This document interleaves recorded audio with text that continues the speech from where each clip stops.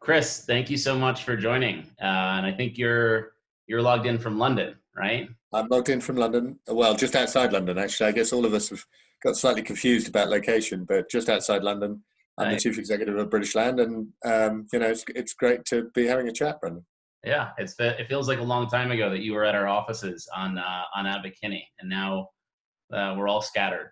Yeah, I So was. Do you know what? When I was thinking about this call, that's exactly what I thought. Gosh, kind of walking into an office from a crowded street, and all those things that you thought were completely normal, and you scratch your head and think, well, hey, when did I last do that? And a little bit, when will I do that again? and you saw our office probably when it was at its densest, right? When we had probably Yeah. 20 people working shoulder to shoulder, and it probably never crossed anyone's mind, oh, that's unsafe from a public health perspective. It certainly never crossed mine. Yeah. So yeah, that's one of the things that may never come back, unfortunately. Well, we'll see. I mean, I think a lot will depend exactly, what the public health solution is, as opposed to the public health intermediate stage. But as you trying to call that, it's a hard one, I think. Yeah, and I'm curious from your perspective. You've seen a lot of financial crises. You've seen crises in the real estate markets, capital markets crises. How is this different? Like, what is different about this, and what can be learned just in the first 75 days about what makes it unique? I thought one of the better comments I've had is another private equity mate of mine actually said to me, Chris, when we went through 2008 the great financial crisis, I thought that was bad. What I didn't really even begin to understand is it might merely be a kind of dress rehearsal for this one.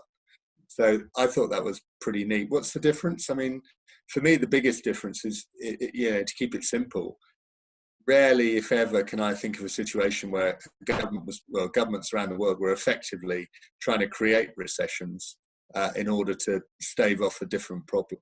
So, there have been plenty of crises, but usually government has been kind of trying to solve the problem, not for good reason, by the way, trying to create an economic problem because of the health problem. So I think that is different. Yeah. And one of the things that seems so unique about this crisis is that in prior crises, there wasn't a behavioral shift, right, that occurred. Meaning, during the 2008 crisis, it wasn't that we fundamentally reimagined the basic behaviors of how we interact with the world around us.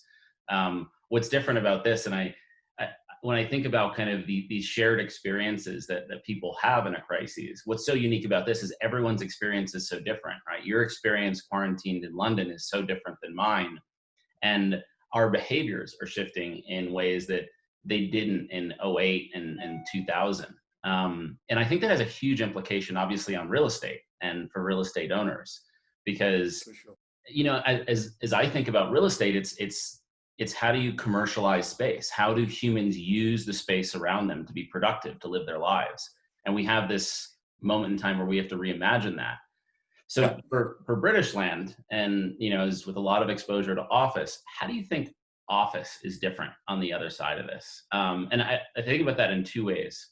How do people, the actual tenants, the occupants of buildings, how do they think about their office buildings? And then how do landlords in new developments, how are they going to reimagine what space design might look like? Those are great questions, and I think everybody is really starting to think about that because, clearly, by and large, this experiment in home working has probably worked better than anybody really imagined. And whether that's the kind of tech that's kept it going at a company by company basis, whether that's the kind of fundamental, at least in the UK, I can't speak to the States, but my sense has been it's the same, that the underlying kind of networks have held up extraordinarily well, really. I think that has been a surprise to people, and that's a positive. And I think it's one factor for real estate owners to have very much in their mind. I guess our working hypothesis has been the most likely thing is that trends that were already going on will accelerate. Be confident in that. Be a bit more skeptical that you'll really see new trends. Of course, because we always see new trends, you'll see some, but be cautious that this marks, I don't know, the end of the office, or that everybody's going to work at home. I think those are, it's much too early. Whereas, again, if we look, the studies that have been doing, I mean, home working's been increasing steadily, certainly in the UK for the last 10, 15 years. One of the things that's been very good for British Land has actually been a discussion with big customers about how they can take less space but use the space they do use more efficiently. Now, what more efficiently means surely change. I can't imagine too many hot desking conversations going on in quite the way that they were even a few months ago. But I think that sort of trend we should expect to continue and kind of intensify. Is kind of how we're thinking about it. Be more skeptical about that new normal until we get to see what actually sticks here and what proves to be transitory. It's a really interesting point. The idea that it's not that this crisis has precipitated new ways of doing business. It's just kind of pulled the future forward on trends and themes that were already afoot. And one of those themes that I know you've focused a lot on at British Land is flex office, and just the demand for greater levels of flexibility from tenants. And I think in the public's mind, that's oftentimes conflated with WeWork, right? And this impression of these dense spaces with shared coffee and everyone working right on top of each other in this kind of serendipitous, highly collaborative environment. But that's actually not what flex office truly means for some of the larger corporations. What do you think is the demand from large, the British equivalent of Fortune 500 companies for flex office a year from today? What do you think they're asking about with respect to space? I guess the first thing I say is I'm very glad that we as a company, as British Land, got into that business ourselves for our own space. For a couple of reasons, frankly. One, I never much liked the proposition of having people who were kind of short the option, passing that risk on to us as landlords. And when we didn't get we captured neither the margin and we effectively still owned the risk. That just felt like bad business to me. But it did feel also that the trend itself, that desire for greater flexibility, was probably here to stay. And so, we set up our own brand, as I know a number of big companies around, big landlords around the world have done. That feels, for a couple of reasons, we feel good about that decision because we got very little exposure to any of the flex brands, however they come out of this.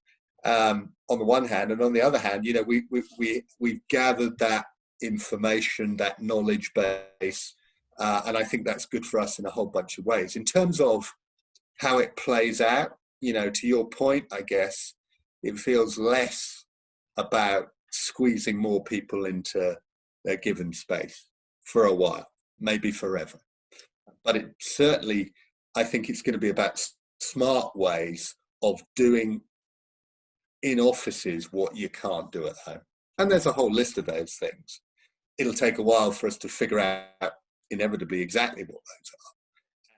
Our sense is some people are desperate to get back in the office, and some people are pretty nervous about coming back into offices. And so, office occupiers are going to have to accommodate all of that, and that's some of the work we're doing today. But or trying to help with that work.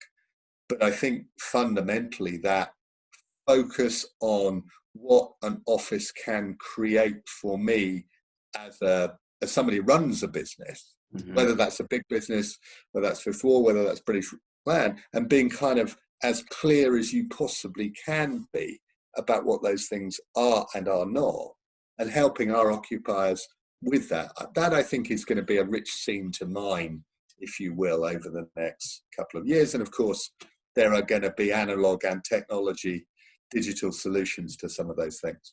Yeah, and one of the things that is interesting about this is, from my own experience, what I found is we had set up a business continuity plan, and we have adopted tons of cloud-based solutions to run our company. And like many people, I think I was surprised, almost shocked at how productive Fifth Wall was in Yeah. the environment. On the other hand, what's been lost is this sense of demarcation between one's personal life and their professional life. And some parts of that are really good, right? So there's a certain intimacy that comes with the fact that I can see you, in your living space, and you can see me. And I think that creates a different kind of connection, but it doesn't replace the in-person dynamic, right? There's nothing that will ever replace your visit to Fifth Wall. That can never be accomplished over a Zoom call. But in that same vein, it seems that people are working almost round the clock right now. There's this there's a frenetic energy to how people are working, where there's no lines between what a workday means, when people are sleeping, time zones, just everything is up in the air. And that's probably unsustainable.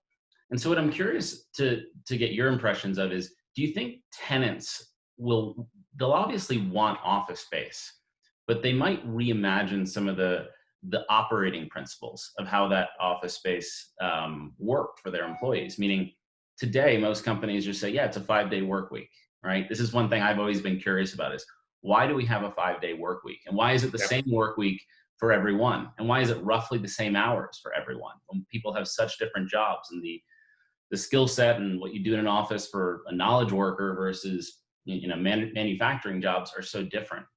Do you think companies reimagine the work week? Meaning, do you think they create shifts and teams that are non-contiguous in how they're working? And do you think we look at more of an environment like that, where we have a 24/7 office building that is accommodating companies that are literally rolling at any given time fewer people, but arguably more people through the office? Do you think that's the world we're looking at? I think that I remember a few years ago having an interesting chat with an old friend of mine who actually I'd been at Goldman Sachs with, and he said he was tech guy actually, and he was saying one of the things that he thought was really interesting about our industry was that people were now almost starting to think about real estate with a time yield curve. In other words, historically you take a 10-year lease on a building, but now increasingly people were thinking about, you'd be a butcher during the day and a restaurant during the evening or whatever, and segmenting up the intensity of use. If we can crack the health aspect of it, which clearly today makes that, something of a difficult to contemplate in practice idea, then I think that idea of greater intensity of use of the actual physical becomes really interesting. And again, back to my observation or hypothesis, if you will, that, it'll be trends which become true quicker or develop momentum more quickly. That feels to me like something that's been going on for a while. We saw it in particular ways, but you could really see that in that kind of momentum for that trade accelerate. But clearly the need for health, cleanliness, all those things could potentially slow that process down. I don't think they stop them. I think it changes it and it might slow it down. But I think all of that stuff built on, as you say, is going to be really interesting.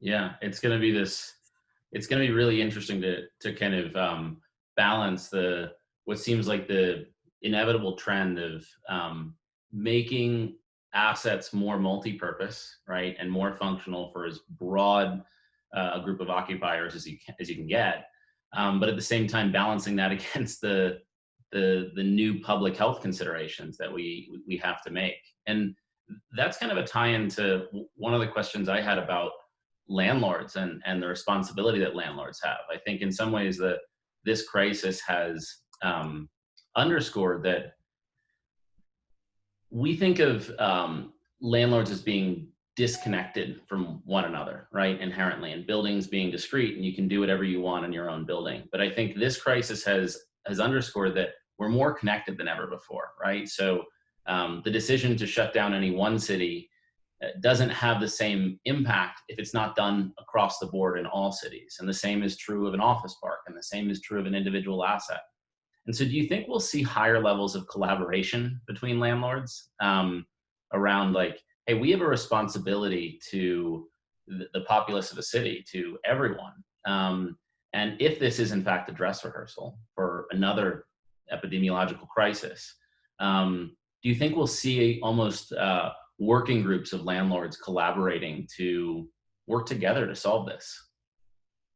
I think actually, Brendan, you're already starting to see that. And I think one example has been, and certainly something we've tried to kind of be part of, is trying to take lessons even from a few weeks ahead, if you see what I mean. Different cities in the world, obviously, particularly in Asia, just who are quicker into the crisis and therefore, apparently more, not necessarily more quickly, but earlier out.